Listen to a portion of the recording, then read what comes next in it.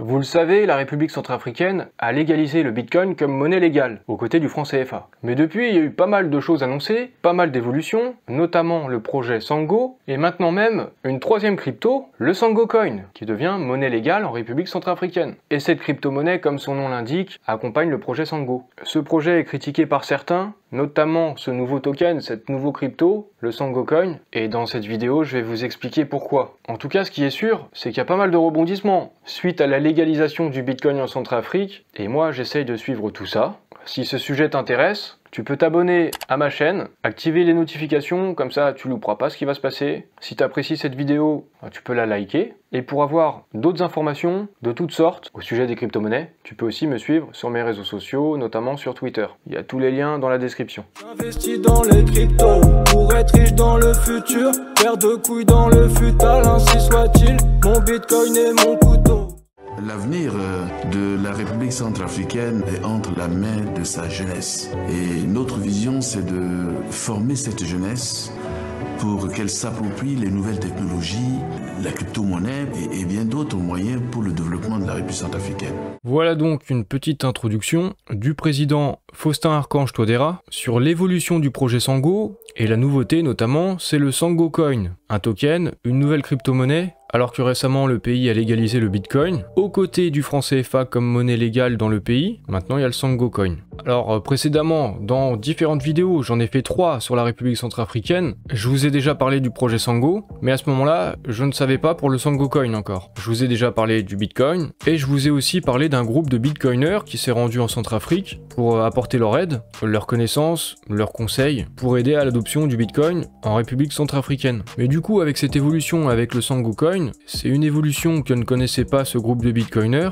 quand ils se sont rendus dans ce pays, ils n'étaient pas au courant. Et donc vous vous souvenez, ce groupe de Bitcoiners emmené par Sébastien Gouspilou, il a donc réagi sur Twitter avec un extrait du rapport de leur délégation. Ils savent qu'il y a ce projet Sango qui est à l'étude, associé à un projet de développement et de tokenisation des ressources, l'or, le diamant, des métaux précieux, des terres rares, du pétrole, il y a beaucoup de ressources dans ce pays. Ils viennent aussi de découvrir le site sango.org, que je vous ai présenté dans une précédente vidéo, et ils veulent préciser que leur action, elle concerne seulement l'adoption de Bitcoin. Ces apports pour le pays, c'est leur unique domaine de compétence, donc ils ne sont pas du tout rattachés, ils ne sont à aucun moment impliqués dans le projet Sango, et ils n'en connaissent pas les tenants et les aboutissants. Mais du coup, leur combat à eux, c'est le Bitcoin, mais certainement pas le Sango Coin. Et il y a eu pas mal de critiques sur cette nouvelle crypto-monnaie. Je vais vous passer un extrait de BFM Crypto, avec notamment une intervention de Yorick de Montbigne.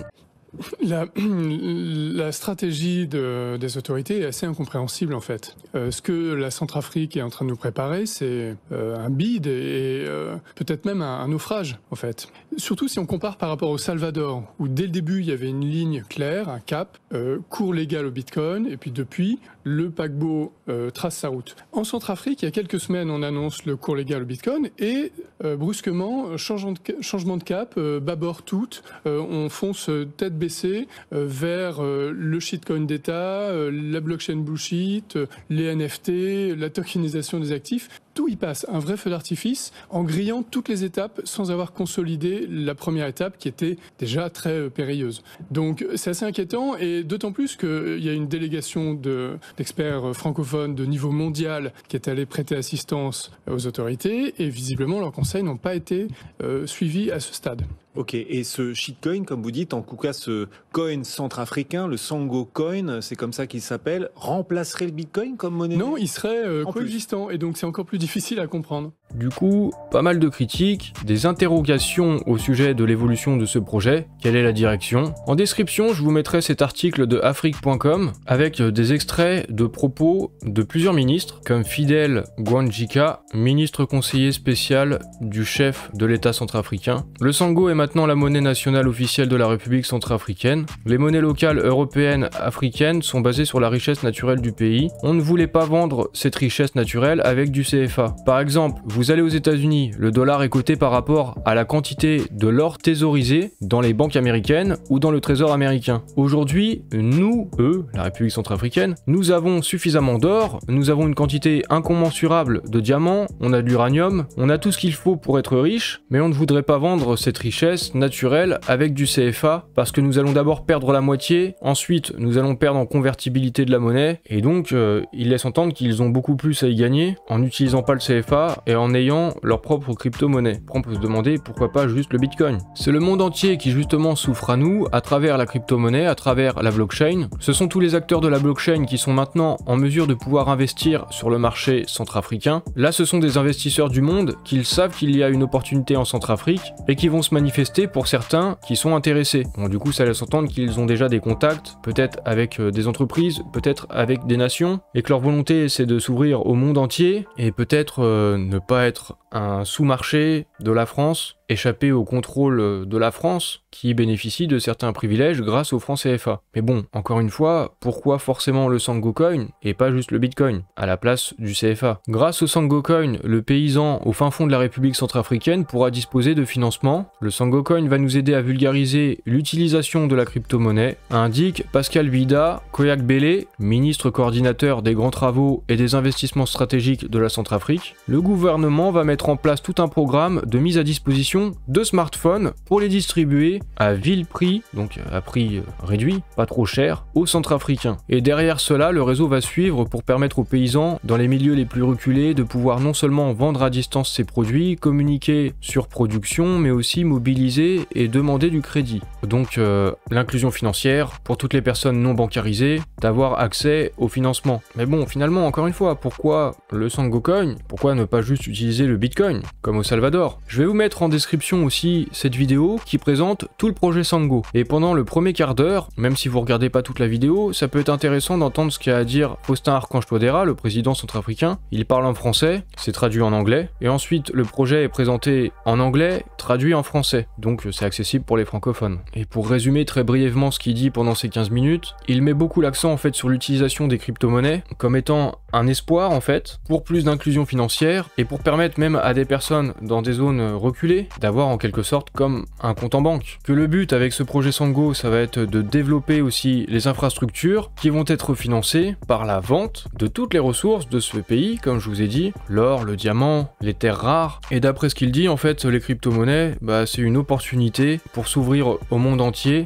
pour accélérer le développement du pays. Mais en gros, sans les crypto-monnaies, c'est peut-être quelque chose qui serait pas possible. Il a aussi parlé de transparence et de lutte contre la corruption, parce que il y a de la traçabilité avec la blockchain. Donc ça, c'est le discours, c'est les intentions, à voir ce que ça peut donner concrètement. Il faudra sûrement plusieurs années pour voir si ça fonctionne ou non. Mais pourquoi utiliser le Sango Coin et pas juste le Bitcoin? Pour l'instant, j'ai toujours pas vraiment ma réponse. Est-ce que c'est peut-être pour garder une sorte de contrôle quand même sur cette monnaie, puisque le Bitcoin est incensurable, n'est pas contrôlé par une personne ou une entité, c'est accessible à tout le monde? Ou est-ce que peut-être en partie, en utilisant le nom de Sango, donc le Sango Coin plutôt que le Bitcoin, est-ce que c'est plus simple de convaincre une population? Est-ce qu'il y a un aspect communication? Parce que le Sango, c'est la langue de base originelle en Centrafrique, avant que ce soit le français. Donc dans cette idée d'un retour de la souveraineté, ça peut être cohérent. Et peut-être que pour communiquer cette nouveauté des crypto-monnaies et avoir une adoption de la population, est-ce que c'est plus facile en ayant une crypto-monnaie qui s'appelle le Sango Coin plutôt que le Bitcoin?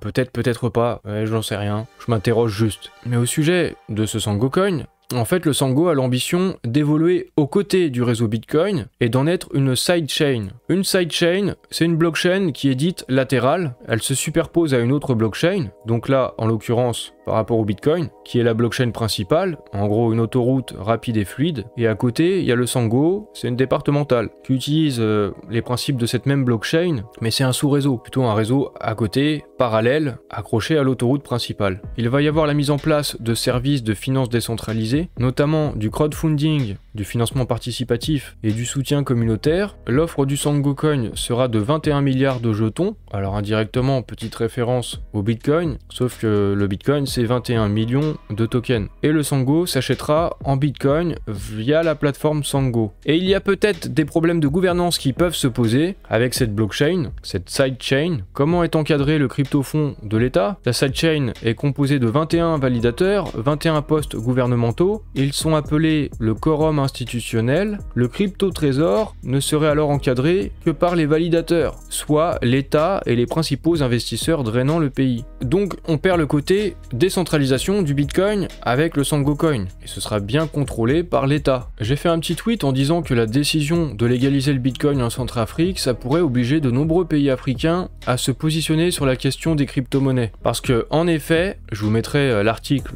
dans la description, la Banque des États de l'Afrique centrale, c'est une banque centrale, elle est pressée par ses dirigeants d'introduire une monnaie numérique commune, une CBDC, ou en français MNBC. En fait, c'est des crypto-monnaies de banque centrale, les institutions qui contrôlent la monnaie, leur émission et leur stabilité. Et s'ils veulent accélérer sur la création d'une CBDC, d'une crypto-monnaie de banque centrale pour ces 6 États africains, c'est une réaction qui est déclenchée par la décision de la Centrafrique de légaliser le Bitcoin. Cette banque des États de l'Afrique centrale, on l'appelle aussi la CEMAC, ça regroupe 6 pays, le Cameroun, la République centrafricaine, la République du Congo, le Gabon, la Guinée équatoriale et le Tchad. Et en fait, on se souvient, je vous en avais parlé dans une vidéo précédente, quand le groupe de Bitcoiners s'était rendu en Centrafrique, et bah ils avaient parlé devant la CEMAC, là que vous voyez ici. Et là c'est Sébastien Gouspilou au micro. Et notamment, il avait expliqué que le Bitcoin avait cet avantage d'être la monnaie du peuple, parce qu'il est incensurable, tout le monde peut utiliser son réseau, tout le monde peut avoir son propre contrôle sur son propre argent, et il n'y a pas une entité qui peut venir nous contrôler, notamment la crainte c'est avec ces crypto-monnaies de banque centrale. C'est ce qu'il expliquait un petit peu au micro, hein. Vous pourrez retrouver ça dans mes vidéos précédentes que vous pourrez retrouver là, ici, là, en haut, je mets un lien. Si vous avez loupé mes vidéos précédentes, vous pourrez retrouver tout ça. Donc c'est plutôt ironique que ce groupe de bitcoiners vienne parler des bienfaits du Bitcoin pour la liberté, pour le peuple, et qu'en retour, la CEMAC se retrouve pressée de créer leur CBDC. Est-ce que d'un coup, ils n'ont pas peur du Bitcoin? Finalement, un petit peu comme la Banque Centrale de l'Union Européenne, ou dans d'autres pays, plutôt que de laisser la place aux crypto-monnaies, et notamment au Bitcoin, ils préfèrent faire leur propre monnaie numérique et garder le contrôle. La Banque Centrale Régionale est pressée par son conseil d'administration d'agir en ce sens sans plus tarder. Au sujet de la République centrafricaine qui a légalisé le Bitcoin, la CEMAC dénonce désormais une décision incompatible avec les accords et conventions régissant l'Union monétaire de l'Afrique centrale et les statuts de la Banque des États de l'Afrique centrale. Bon, apparemment, par contre, ils n'ont pas réagi sur le Sangocoin, et leurs craintes se posent seulement sur le Bitcoin. Est-ce que c'est pour ça qu'il y a le Sangocoin? Est-ce que la République centrafricaine joue sur 2 tableaux, à la fois le Bitcoin, à la fois le Sangocoin, mais apparemment ne veut plus jouer le jeu du franc CFA? En tout cas, dans un tweet du 22 juillet 2022, Faustin Archange Touadéra disait qu'ils se sont lancés dans un projet unique, le Sango. Nous avançons sur une nouvelle voie ouverte à tous ceux qui osent rêver, et comme c'est connu, l'avenir appartient à ceux qui osent. Il donnait rendez-vous le 25 juillet 2022 sur sango.org, une plateforme dont je vous avais déjà parlé, mais le 25 juillet, il y a eu des mises à jour, des nouveautés. Donc voici la plateforme qui présente complètement tout le projet. Je vous mettrai le lien en description. Il y a beaucoup de choses à dire sur les étapes de ce projet. Il y a une roadmap et en fait, il est possible de s'inscrire, de passer un KYC, ce qui est notamment critiqué par les bitcoins maximalistes, puisque du coup on n'est plus anonyme. Bon, en même temps, c'est quelque chose de commun sur tous les projets crypto, et il est possible d'acheter du token, du Sangocoin. Je sais pas si je vous présenterai ce projet dans les détails dans une prochaine vidéo, je me l'interdis pas, c'est possible, parce qu'il y a quand même beaucoup de choses à dire et à détailler, mais moi-même je me suis pas encore penché dessus, donc il faudrait d'abord que je regarde tout ça dans le détail pour vous en parler. En attendant, vous avez mes vidéos précédentes, soit pour vous rafraîchir la mémoire, soit pour les voir si c'est pas encore déjà fait.